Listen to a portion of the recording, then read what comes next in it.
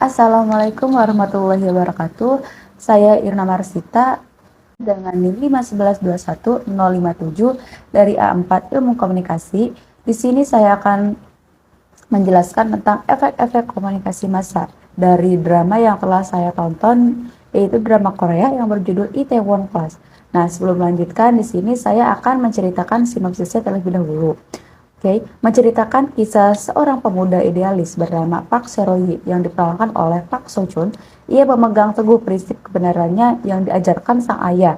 Kehidupan akhir SMA-nya baik-baik saja. Ia mengikuti tes masuk akademi polisi. Meskipun bukan anaknya pintar bergaul, Sero-yi cukup populer di sekolahnya. Semuanya berubah saat ia pindah sekolah karena mengikuti ayahnya. Di hari pertamanya sekolah, ia melihat pemandangan perundungan terjadi dalam kelas. Namun anehnya, baik teman, sekelas, dan guru memilih acuh, seolah berpura-pura tak terjadi apa-apa. Tak tahan melihat ketidakadilan terjadi di depan mata Sero-yi. Lalu Sero-yi menghajar Geun-won yang membuli Lee Ho-jin. Lalu pihak sekolah memanggil kedua orang tua mereka ke sekolah. Geun-won adalah putra pertama dan pewaris perusahaan Jangga milik Jang Dae-hye, sedangkan ayah Sero-yi adalah manajer di perusahaan Jangga Food. Tak terima anaknya babak belur, ia menyuruh Sero-yi berlutut dan meminta maaf. Bertolak belakang dengan prinsip yang dijalaninya, Sero-yi pun menolak. Akibatnya Sero-yi dikeluarkan dari sekolah. Ayahnya bangga karena anaknya itu dapat memegang teguh prinsip yang diajarkan. Lalu ayahnya tuh mengundurkan diri dari Jangga dan memulai kehidupan baru. Nah, Sero-yi dan ayahnya mendirikan kedai kecil. Seakan tak cukup, musibah selanjutnya membuat Sero-yi kehilangan ayahnya, yaitu figur idola dan teladan yang selalu ada di sisinya. Penyebabnya adalah tabrak lari oleh Jang Geun-won. Lalu ayah Jang Geun-won membeli hukum di bawah perlindungan ayahnya. Ia terbebas dari hukuman. Tak tahan dengan ketidakadilan yang ia dapatkan, Sero-yi menghajar Geun-won hingga tak sadarkan diri. Kekuasaan dan uang mempermainkan Sero-yi. Jang Dae-hye membeli keadilan. Remaja berusia 19 tahun itu didropout dari sekolah, kehilangan ayahnya, hingga divonis penjara selama 3 tahun dengan tuduhan percobaan pembunuhan. Nah, semua terjadi dalam waktu singkat dan didalangi oleh orang yang sama, yaitu Jang Dae-hye. Wajar saja jika muncul dendam. Motivasinya saat terpuruk hanya satu, yaitu membalas musuhnya dengan menjadi sukses. Ditemani Jo Iso, Sero-yi mulai menekuni bisnis restorannya itu Danbang dengan lebih serius bersama karyawan lainnya yang setia dan mengikuti langkahnya walau tak mudah. Sedikit demi sedikit Sero-yi melangkah maju meraih kesuksesan. Dari drama yang saya tonton ini menimbulkan efek-efek komunikasi yang terdiri dari efek kognitif, efek afektif, dan behavior. Yang pertama ada efek kognitif. Nah, jalan cerita yang menarik, menghibur, dan memotivasi banyak orang membuat Itaewon Class mampu menginspirasi banyak orang. Drama ini juga mengangkat beberapa isu sosial seperti bullying, LGBT, dan juga rasisme, yang mana hal ini tabu dibicarakan di Korea. Berfokus pada kehidupan Park Sero-yi yang berjuang dan mampu bangkit dari kehidupannya yang terpuruk. Dia tuh adalah sosok yang sangat terinspirasi banget. Dia tuh mampu berjuang dan terus bekerja keras, dan juga dia tuh bisa melewati kegagalannya dengan semua usaha yang dia lakukan. Nah, cara kotor bukanlah caranya untuk balas dendam, melainkan kerja keras dan konsistensi pada tujuan.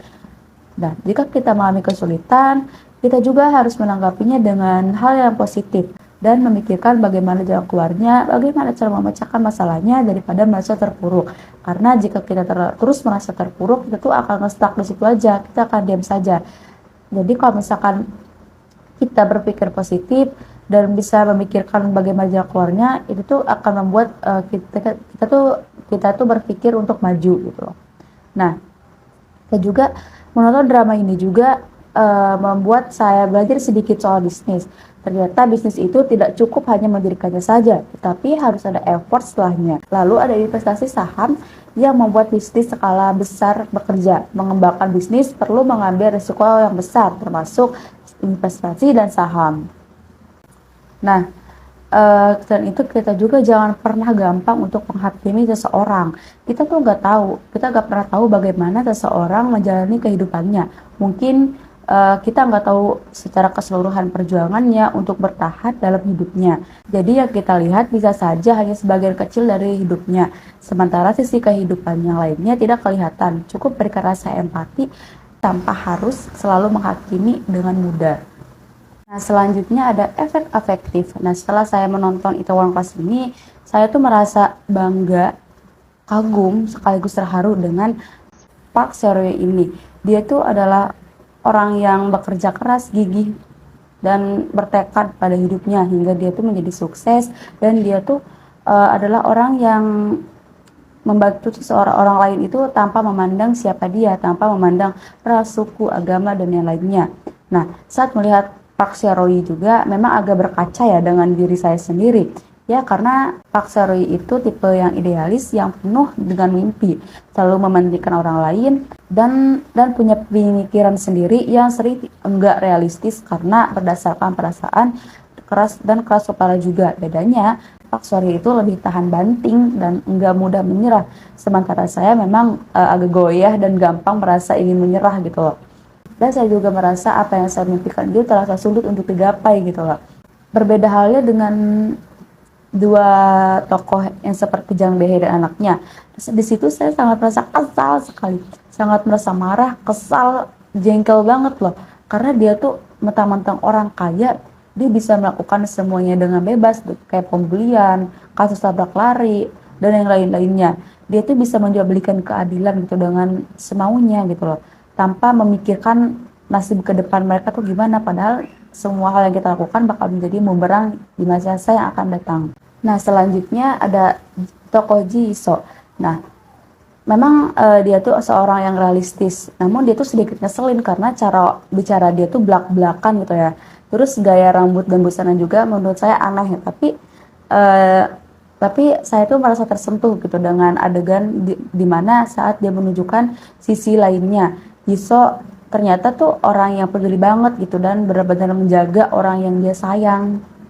Nah, yang terakhir ada efek behavior. Sini tuh saya tuh merasa berubah gitu loh setelah menonton drama ini, karena yang tadinya saya merasa dikit-dikit saya nyerah, dikit-dikit saya overthinking. Nah, setelah menonton drama ini saya ngerasa sepertinya saya harus lebih bekerja keras lagi supaya bisa menjadi seperti Park Seo-ryul. Emang benar, ternyata kita tuh emang harus banyak-banyak berusaha dan harus tetap berjuang gigih, karena kehidupan itu tidak selamanya mulus gitu loh, pasti ada kesulitannya. Nah, saya di sini sudah menerapkan ya apa yang seperti Pak Sori lakukan. Jadi saya menerapkan terus semangat, terus bekerja keras, dan terus berpikir positif jika merasa terpuruk. Karena memang benar, ternyata kalau misalkan kita merasa terus terpuruk, kita tuh akan nge-stuck ke situ aja, kita gak pernah berpikir maju.